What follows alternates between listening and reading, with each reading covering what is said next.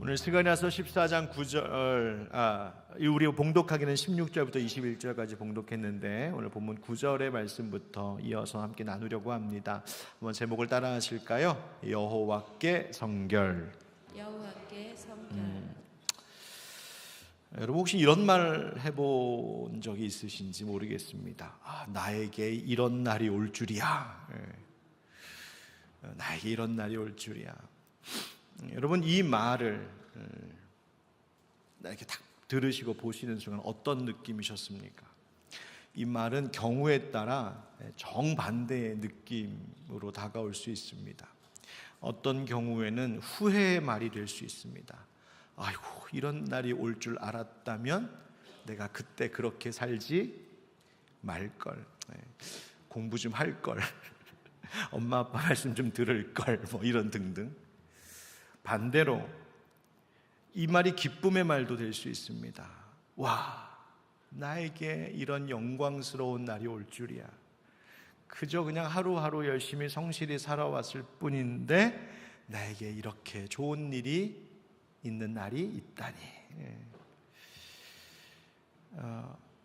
두 양쪽의 경우 다 마주하게 된 날은 똑같은 한 날일 수 있지만 어떤 이에게는 그 날이 후회로 가득한 날이 되고 어떤 이에게는 감사와 영광스러운 기쁨의 날이 될 수 있습니다.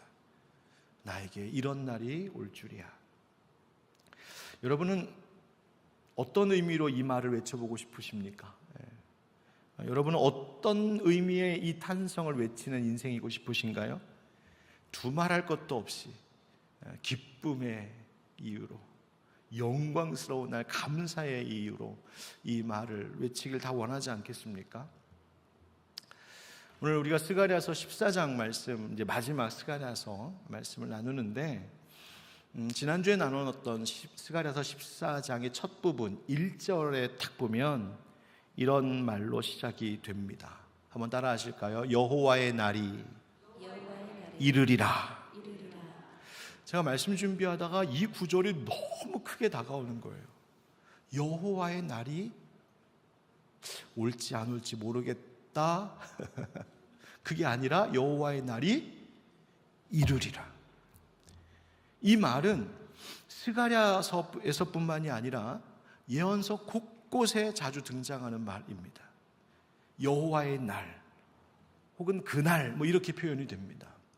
여러분 그 날이 뭘까요? 바로 마지막 때 심판의 날을 의미합니다.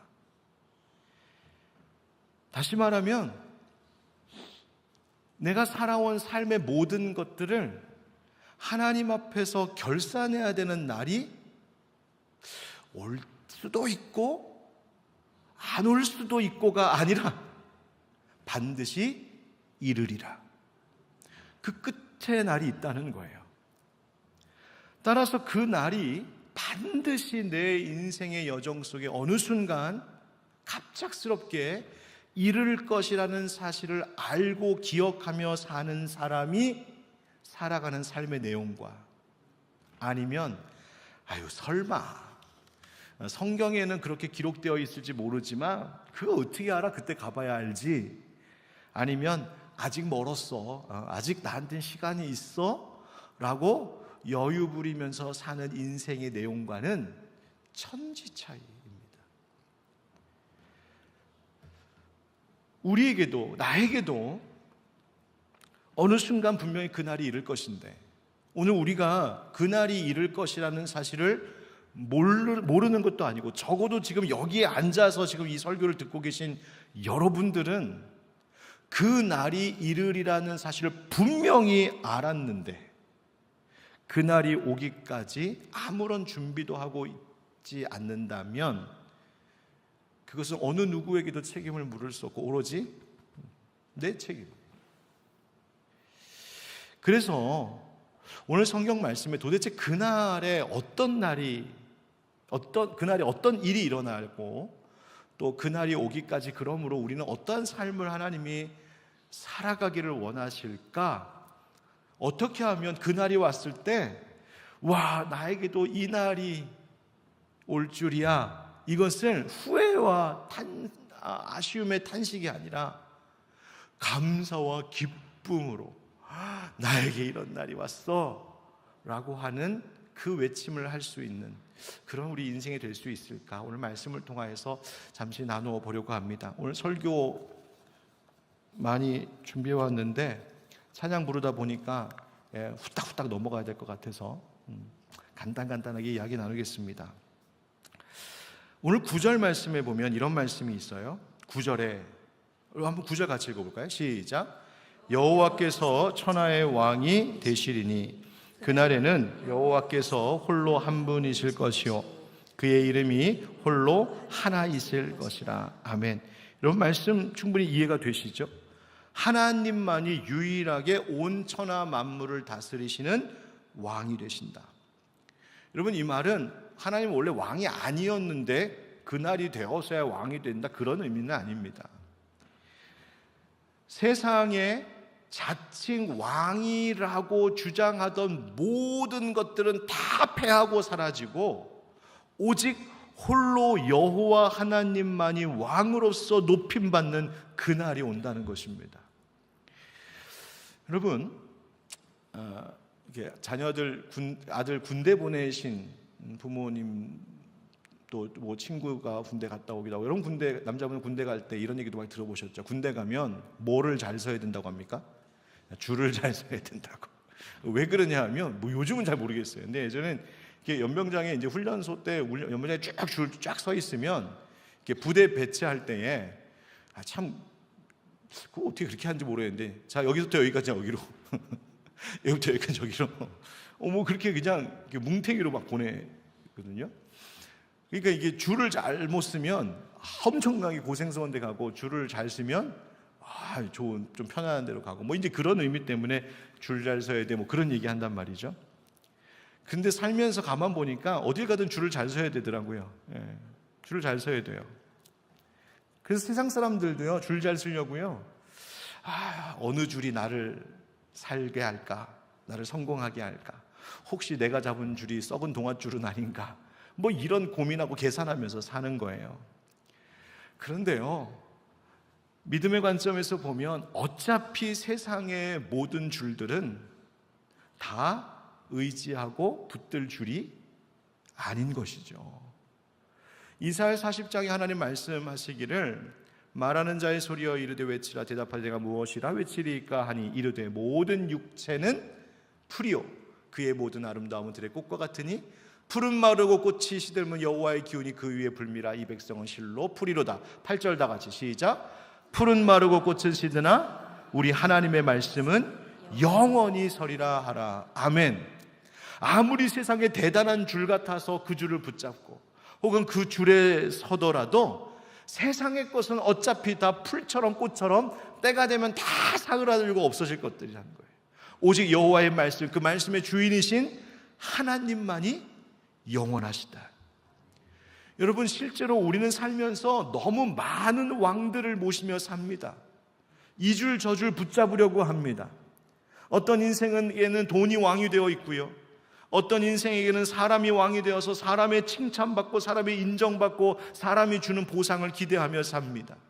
세상적인 명예가 왕이 되어 있기도 하고요, 남들 보란 듯이 성공하는 그 성공의 모습이 왕이 되어 있어서 나를 좌지우지합니다.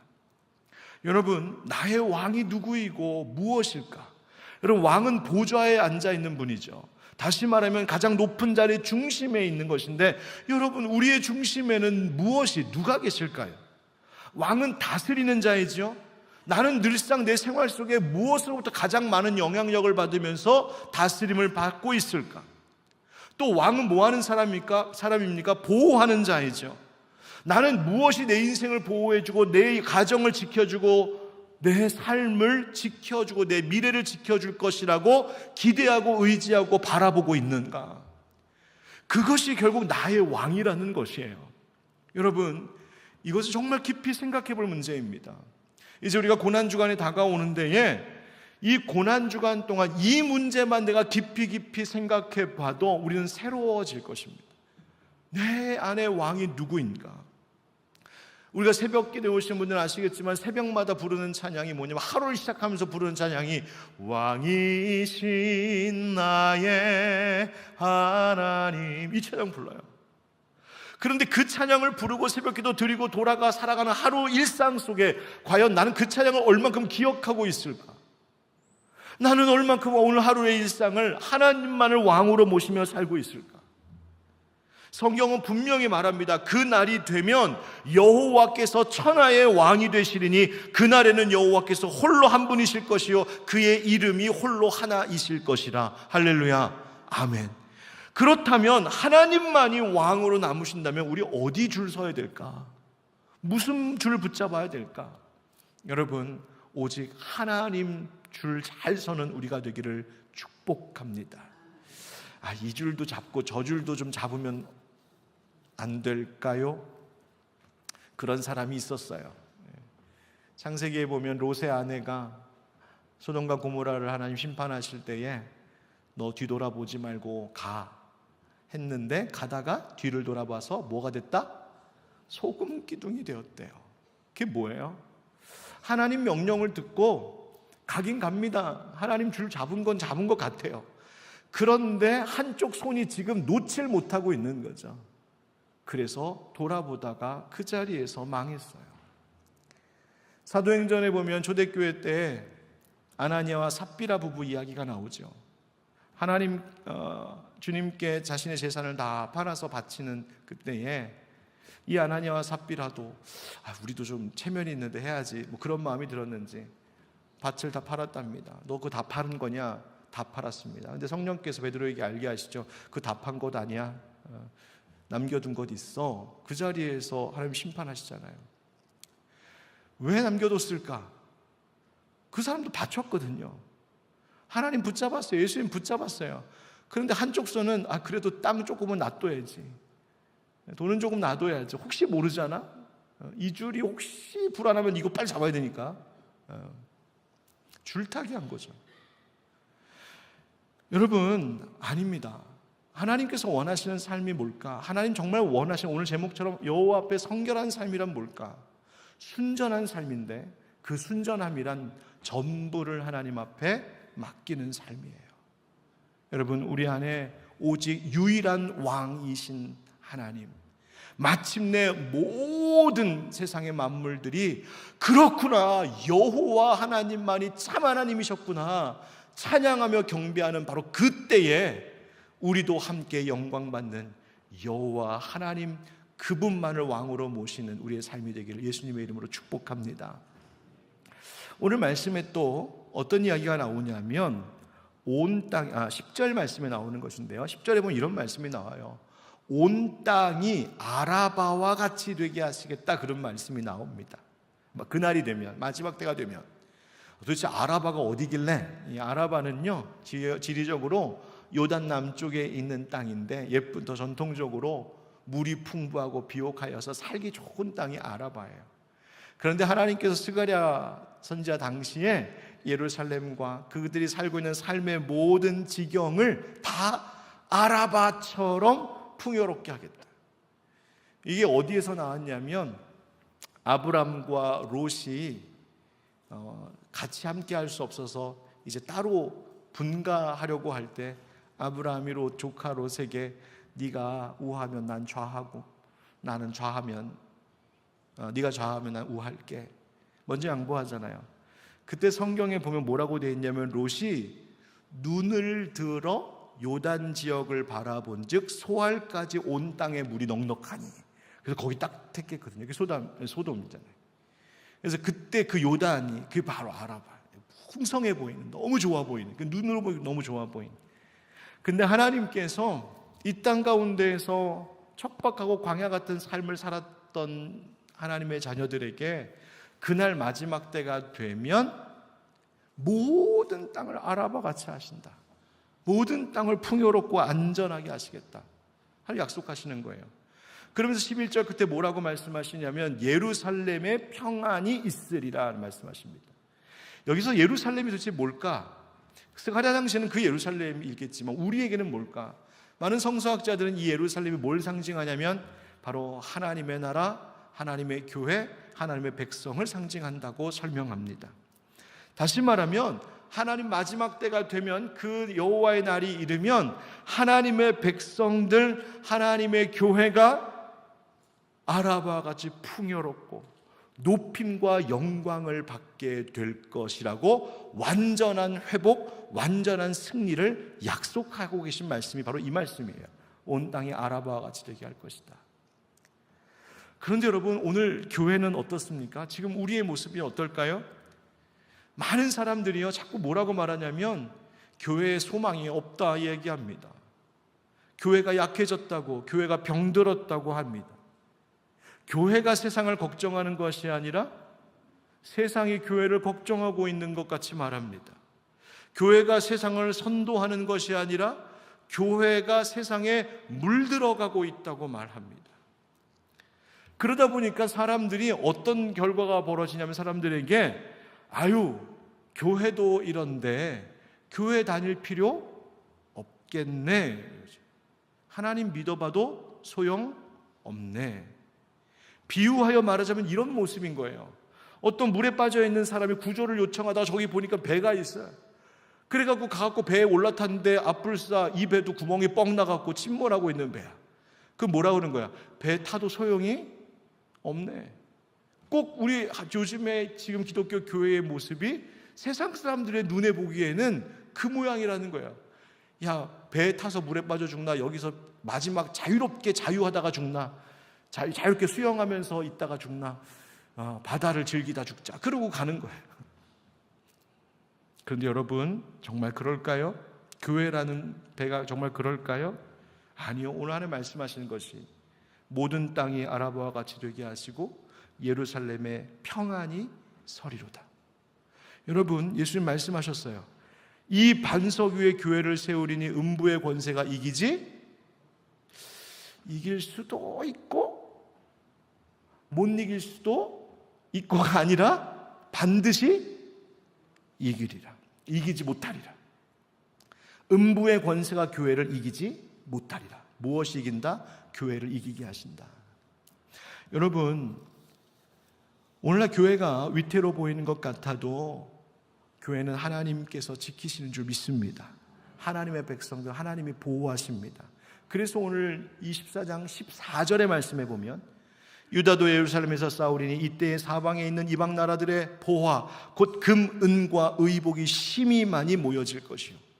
이것은 그냥 세상적 물질의 풍요를 이야기하는 것이 아니죠. 상징적인 것이죠. 마침내 끝까지 그 마지막 날이 오기까지 하나님의 약속을 붙들고 하나님 반드시 주의 교회가 승리할 줄 믿습니다. 하나님의 백성 하나님 지키실 줄 믿습니다. 하나님 우리에게 완전한 회복을 주실 줄 믿습니다.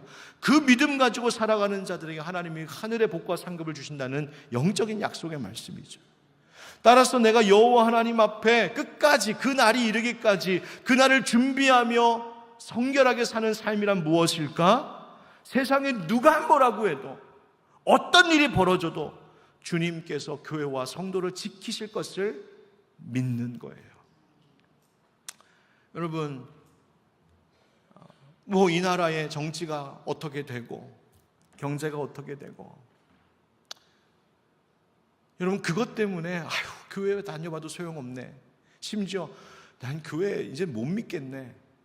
여러분 그럴 일이 아니라 어떤 일들이 있어도 내가 주의 몸된 교회 안에 있을 때에 그것이 노아의 홍수 때에 가장 안전했던 구원의 방주와 같아서 마지막 때에 결국 나를 지키는 울타리가 되고 방주가 된다는 사실을 아시고 이 교회 안에 힘써 함께 모이는 우리 모두가 되기를 축복합니다.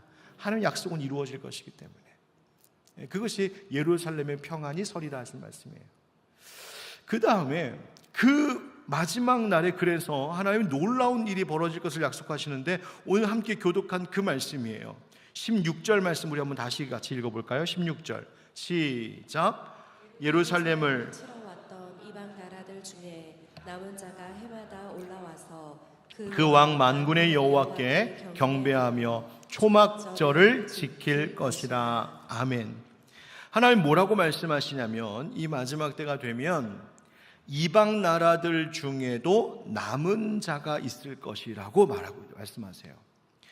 과거에 하나님을 대적하고 하나님을 모른다 하고 하나님의 백성을 괴롭히던 자들 중에 마음을 돌이켜 과거와 같이 그렇게 하지 아니하고 하나님만 유일하신 하나님이심을 인정하며 하나님 섬기는 자들로 변화시키시는 역사가 일어날 것이라는 거예요. 이 줄에 서야지 성공할 것 같아서 살았는데 가만히 보니까 하나님 말씀 가만 보니까 그게 아닌 거죠. 그래서 돌이켜서 하나님만이 왕이시네, 나 이 줄에 서야겠다. 그래서 돌이켜 하나님 앞에 서서 하나님 예배하는 자들이 있을 것이다. 회복하고 구원 얻는 자들이 있을 것이라는 거예요. 그런데 특별히 언제 경배한다고 오늘 성경이 말하고 있냐면 초막절에 대하여 말씀하시죠. 이스라엘 백성들의 3대 절기가 있죠. 유월절, 오순절, 초막절. 이 초막절은 수장절이라고도 하는데, 수장, 창고에다 곡식을 쟁여두는 날이에요. 그러니까 마지막 추수를 다 마치고 다 창고에 넣고 하나님 감사합니다라고 하는 감사와 기쁨의 축제가 이 초막절이에요.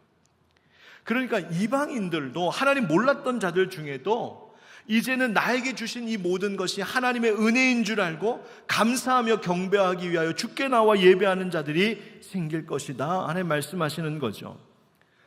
반대로 그럼에도 불구하고 여전히 하나님을 경배하지 않고 돌아오지 않는 자들에게는 오늘 성경에 보니까 비를 내리지 아니하신다, 비 내림이 없다 하십니다. 그 말이 뭐겠습니까? 하나님의 복이 임하지 않는다는 것이죠. 여러분, 이 말씀을 우리 스가랴 시대가 아닌 우리 신약 시대에 어떻게 적용할까요?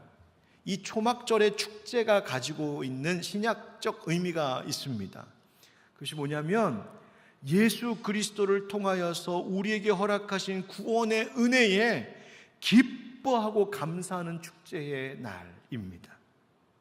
이방인들도 돌아올 수 있도록 하나님께서 예수 그리스도를 통하여 구원의 일을 펼치셨고, 그래서 그 예수님 바라보며 예수님의 은혜로 말미암아 하나님을 알지 못했던 이방인들, 우리도 사실 이방인들이잖아요.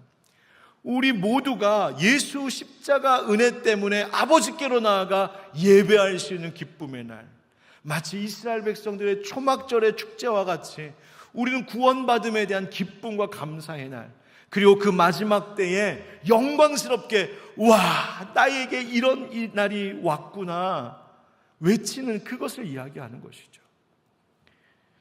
여러분, 그런 인생을 살아가는 우리들, 이 길을 하나님 원하시면서 하시는 말씀이 마지막 구절에 이렇게 말씀하십니다. 20절, 우리 20절 한번 같이 읽어볼까요? 20절 시작. 그날에는 말방울에까지 여호와께 성결이라 기록될 것이라. 여호와의 전에 있는 모든 솥이 제단 앞 주발과 다름이 없을 것이니. 아멘. 이 말이 뭘까? 설명이 좀 필요합니다. 여호와께 성결. 근데 이 여호와께 성결이라고 하는 말이 스가랴서에 처음 나온 구절이 아니에요. 사실은 출애굽기 28장에 이 말이 나옵니다. 언제 나온지 보실까요? 출애굽기 28장 36절 37절에 보면 너는 또 순금으로 패를 만들어 도장을 새기는 법으로 그 위에 새기되 여호와께 성결이라 하고, 그러니까 판에다가 순금 패에다가 글을 새기는 거예요. 여호와께 성결. 그리고 그 패를 청색 끈으로 관 위에 매되 곧 관 전면에 있게 하라. 이 관이 누구 관이냐? 이게 누구냐면 바로 아론을 하나님께서 첫 제사장, 대제사장으로 세우실 때에 그 제사장이 쓰는 관을 이야기하는 거예요.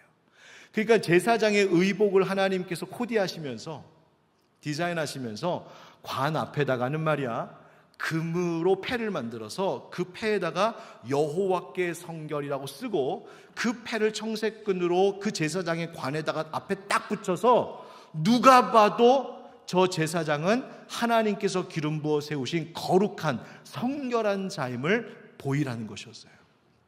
이 여호와께 성결이라고 하는 이 히브리어를 다르게 번역하면 뭐라고도 번역할 수 있냐면, 다른 성경 번역에는 뭐라고 되어 있느냐, 주의 성직자 혹은 야훼께 여호와께 몸 바쳐진 성직자. 더 쉽게 말하면 주께 드려진 자, 그런 뜻이에요. 자, 그러니까 여러분, 이 여호와께 성결이라고 주께 드려진 자라고 하는 이 명패가 앞에 딱 붙은 관은 대제사장만 쓰는 거였단 말이에요. 얼마나 귀한 거예요. 얼마나 거룩한 거예요. 그런데 하나님 오늘 뭐라고 말씀하시냐면 그날이 되면 말이야, 말 방울에까지 여호와께 성결이라 기록될 것이다. 여기서 말 방울은 뭐냐면 말의 목에다가 다는 작은 방울인데요, 뭘 말하냐면 당시 고대 사회에 너무 흔한 거였어요.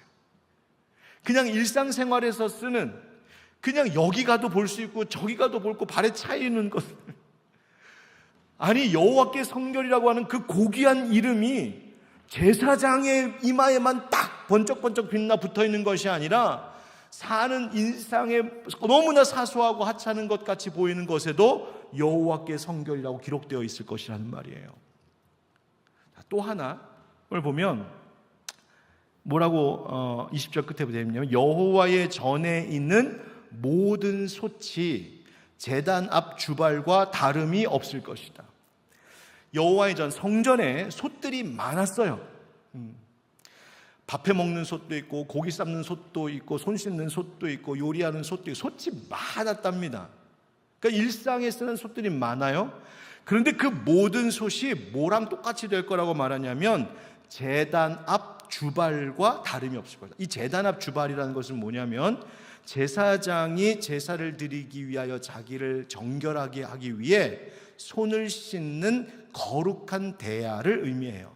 아니면 하나님께 드리기 위하여 따로 성별해둔 거룩한 제물을 담는 그릇을 이야기해요. 그러니까 이 제단 앞 주발이라는 것은 너무 거룩하고 성스러운 귀한 거죠. 그런데 하나님 지금 뭐라고 말씀하시면 마지막 되면 말이야, 그 그릇이나 너희들이 막 쓰는 모든 솥이나 다 똑같이 될 거야. 이게 무슨 말일까요? 이 말은 예수 그리스도께서 우리를 구원하신 그 십자가의 은혜, 그리고 그 부활의 약속을 받은 우리에게, 그래서 초막절과 같은 축제의 기쁨이 우리에게 주어진 인생들에게 도대체 무슨 일이 벌어졌는지를 설명해 주는 말이에요.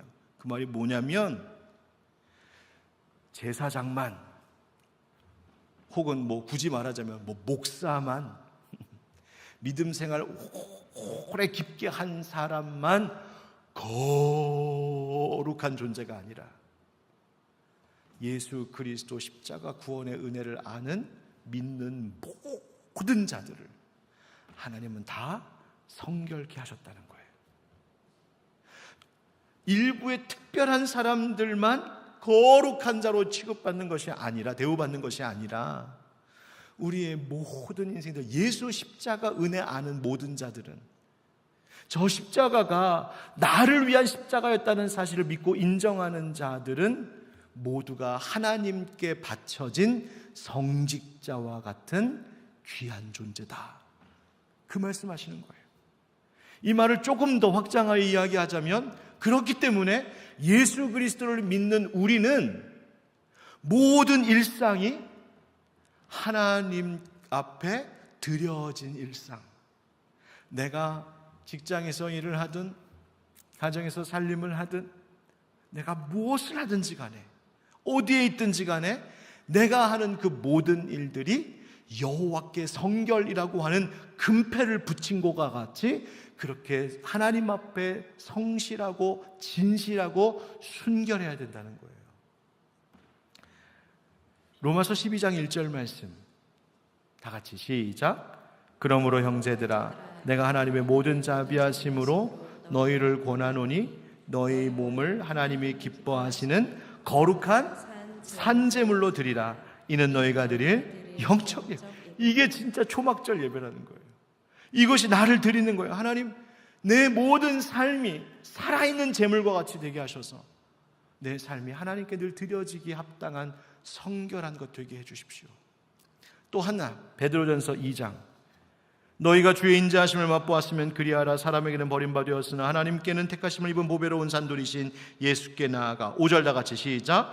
너희도 산돌같이 신령한 집으로 세워지고 예수 그리스도로 말미암아 하나님이 기쁘게 받으실 신령한 제사를 드릴 거룩한 제사장이 될지니라. 아멘.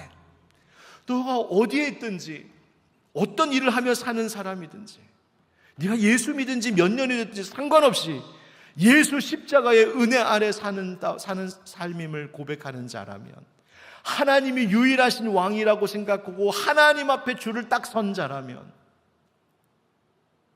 하나님의 약속, 완전한 승리의 약속을 믿는 자라면 우리의 모든 삶이 거룩한 제사장과 같이 내 삶의 이마에 여호와께 성결을 새기듯 살아가야 된다는 것입니다. 여러분, 다른 교회 분들이 혹은 믿지 않는 분들이, 여러분 주변에 있는 분들이, 야, 너가 다니는 하늘빛 광성교회는 뭐를 중요하게 여기냐? 그러면 방금 읽은 이 두 말씀을 소개해 주시면 돼요. 로마서 12장 1절과 베드로전서 2장 5절. 그게 바로 나의 일상을 하나님 앞에 거룩한 제물로 드리듯 일상의 예배자로 살아가는 거예요. 여러분, 이제 다음 주 고난주간인데요, 여러분 어떤 마음으로 그 고난주간을 보내려 하십니까? 저는 여러분, 우리의 모든 삶이 여호와께 성결한 삶이 될 수 있도록 여러분에게 다음 고난주간 동안 3가지의 일을 좀 우리가 한번 노력해보자, 여러분께 권면드리려고 합니다. 첫째는 무엇이냐면 십자가를 바라봄으로 고난주간을 보내십시오. 어느 때보다 십자가 묵상하셔야 됩니다. 그 십자가의 의미가 무엇이고 내게 무엇이 소중한, 왜 이것이 소중한 것인지. 여러분, 우리가 여호와께 성결한 모든 일상이 되는 그 목적대로 살려면 이게 우리 의지만 가지고 안 됩니다. 아까 우리 찬양할 때 그랬죠. 우리의 마음 한 자락도 붙잡지 못하는 이 부끄러운 인생이 우리예요. 그런데 그렇게 연약한 우리가 여호와께 성결한 일상의 삶을 살아갈 수 있도록 하는 힘이 어디로부터 오냐? 예수 십자가 은혜를 바라볼 때, 그 십자가의 사랑에 내가 젖어들 때, 그 십자가의 은혜의 빛이 내 마음 가운데 비춰올 때, 그것이 가능하도록 성령께서 우리 가운데 역사하실 줄 믿습니다. 그래서 십자가 바라보셔야 돼요. 여러분, 다음 한 주간 동안 다른 것 아니라 십자가, 십자가, 십자가, 그게 뭔가 여러분 마음에 새기십시오. 두 번째, 말씀과 기도에 전념함으로 이 고난주간을 보내셨으면 좋겠습니다. 제가 요즘에 하나님 앞에 자꾸 기도하고 또 우리 성도들에게도 종종 이야기하는 것이 뭐냐면, 하나님과 우리 사이에 다른 것 좀 끼어들지 않게 하자. 하나님과 나와의 관계 속에 다른 것 끼어들지 않았으면 좋겠다. 세상의 잡다한 소리, 사람들의 소리, 이런저런 난리와 소문들, 때로는 어떤 나의 필요와 욕구와 계획, 이런 것들 좀 다 제거하고 정말 순전하게 하나님의 말씀 앞에 내가 단독적으로 서서 하나님의 말씀에 부딪힘을 받고, 하나님 말씀 앞에 내가 눈물을 흘리고, 하나님의 말씀 앞에 내가 몸을 떨고, 하나님의 말씀 앞에 기뻐하고, 하나님의 말씀과 기도 속에 나를 한번 깊이 집어넣어 보자. 여러분, 말씀과 기도로 우리가 거룩해지는 것인 줄 믿으시기 바랍니다. 세 번째, 절제의 훈련으로 이 고난주간을 한번 준비해 보시면 어떨까요? 두 가지, 절제, 여러 가지가 있겠지만 하나는 여러분들에게 금식을 제안하고 싶습니다. 제가 이번 고난주간에 금식을 좀 하려고 제가 책을 샀어요. 책 제목이 아예 금식이에요. 금식. 그 책의 내용을 제가 다 아직 읽지 못해서 이번 이제 고난주간 동안 좀 보려고. 근데 거기에 메인 주요된 센텐스들을 보니까 이런 내용이더라고요. 금식이란 삶의 엄숙한 상황 가운데에서 하나님 곁에 서는 것입니다. 여러분, 우리 삶에 엄숙한 일들이 많거든요. 그 말은 뭐냐면 위중한 일들이 많아요. 슬픔의 일, 감당하기 어려운 일, 인생의 짐 때문에 무거운 일, 감당할 수 없는 여러 가지 일들. 그런데 우리가 말로는 하나님 도와주세요 그러고, 이 세상에 혹은 내 가정에 일어나는 일에 대해서 말로는 내가 너무 힘들다고 말하면서 정작 몸은 안 그래. 아유, 세상이 이렇게 힘드니까 먹기라도 잘 먹어야지. 그 마음은 이해가 가요. 저도 그럴 때 있거든요. 너무 내가 힘들고 피곤하면 먹는 거로라도 좀 마음을 좀 달래야지. 그런데 이 책에서 뭐라고 말하냐면 그것은 너의 영혼과 몸이 따로 노는 것이라는 거예요. 정말 나에게 주어진 상황이 힘들고 엄숙하고 하나님의 도우심을 간절히 구하는 영혼이라면 그것과 딱 붙어 연결되어 있는 너의 몸도 하나님 앞에 탄식할 줄 알아야 된다. 여러분 한번 금식해보지 않으시겠습니까? 여러분 일주일 내내 굶으라는 거 아니고요. 여러분 건강이 허락하는 한에서, 건강 무리하실 필요는 없습니다. 건강이 허락하는 한에서 내 생활의 패턴 속에서 한번 금식을 어느 정도 결단해보고 한번 우리 같이 기도해보면 어떨까? 어느 때보다 특별한 시간이 되겠다. 또 하나, 절제 중에 하나 중요한 것, 침묵. 우리 말을 좀 줄여야 돼요. 특별히 이 말 많이 하는 목사는 진짜 말을 줄여야 돼요. 허튼 말, 실없는 말 하지 않고, 비난하지 않고, 자기 주장하는 말 하지 않고, 조용히 침묵의 시간을 좀 가질 수 있어야 돼요. 여러분, 내가 말을 안 하는 것도 침묵이지만 불필요한 소리를 안 듣는 것도 침묵입니다. 여러분, TV 소리 한 주간 좀 꺼놓으면 어떨까요? 핸드폰 속에서 맨날 울려 퍼지는 동영상 소리 한 주간 좀 가능한 그 소리 좀 침묵하게 하면 어떨까요? 다른 사람들 친구들과 만나면서 수다 떨고 이야기하는 것들 다른 때는 뭐 몰라도 다음 한 주간은 좀 그런 거 자제하면서 내 귀로 듣는 것도 좀 침묵하면 어떨까요? 이렇게 때로는 금식과 침묵과 같은 일들을 통하여 절제의 훈련을 통해 내가 하나님 앞에 성결하게 살아가는 삶을 재정비할 수 있어요. 그래서 이 금식과 침묵은 주님 곁에 서는 거예요. 주님께서는 우리가 힘들 때 내가 주님 나가 찬양한 것처럼 늘 주님은 당신 곁을 우리에게 내어주신대요. 일로 와, 내 옆에 있어. 그런데 우리는 나 먹느라, 내 욕구 채우느라, 나 떠드느라, 나 분주하게 살아가느라 주님 곁을 내어주셨는데도 그 곁에 가지 않는 것 같아요. 여러분, 이 밤 다가오는 우리 고난주간은 좀 이와 같은 삶을 살아보면 어떨까 제가 도전해 봅니다. 3가지입니다. 하나님만이 왕이심을 기억하십시오. 회복의 약속을 반드시 붙드시고 이 교회의 머리 되신 예수님만 의지하십시오. 그리고 3번째, 방금 말씀드린 십자가 묵상과 말씀과 기도와 절제의 훈련을 통하여 나의 모든 일상의 사소한 것까지도 여호와께 성결이라고 하는 금패를 붙인 것처럼 그렇게 살아갈 수 있는 우리가 되기를 예수님의 이름으로 축원드립니다. 우리 함께 아까 불렀던 그 찬양 다시 한번 불러봅시다. 매일 마주한 슬픔을 견뎌나가며 주 예수의 마음을 닮아가네. 신실한 소망을 깊이 마음에 담으며 주 예수의 풍요를 채워가네. 주님의 자녀로 명예 지키며 깊어진 삶을 주께 드리네. 깊어진 삶, 여호와께 성결한 우리의 일상의 모든 삶을 주님 앞에 드리기를 우리 결단하며 함께 이 찬양으로 하나님 앞에 나아가겠습니다.